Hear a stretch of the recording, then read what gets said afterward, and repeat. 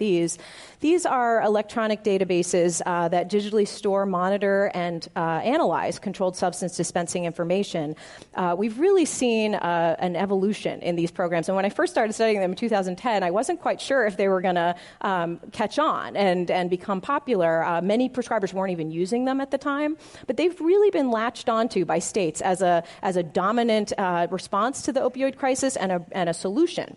And so we've seen now all states have some form. Missouri doesn't have a statewide database. They have a more local one, and they're considering a statewide one for the 7th time this legislative session. But all other states have a statewide database, and these often communicate with each other. They have monitored more and more controlled substances over time. And also this graph shows you, if you can read some of those, but the features of these programs. So things like requirements that prescribers have to check the databases, requirements that they have to register with the systems, requirements that, or the ability to use delegates to actually do the checking to make it a little bit more user-friendly, interstate sharing of data, as I mentioned. So all of these features have tremendously increased over time.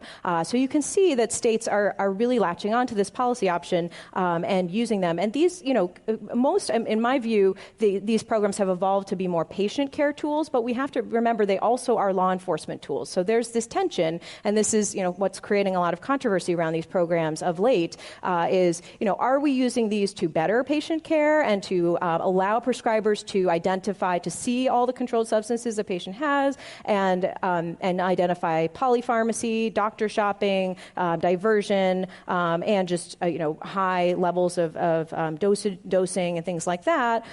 Or are we using them as law enforcement to try to track those prescribers and those patients that might be high utilizers and go after those people? And I think, there's that tension, and, they can be used in some ways for both, but we have to be really careful about that balance.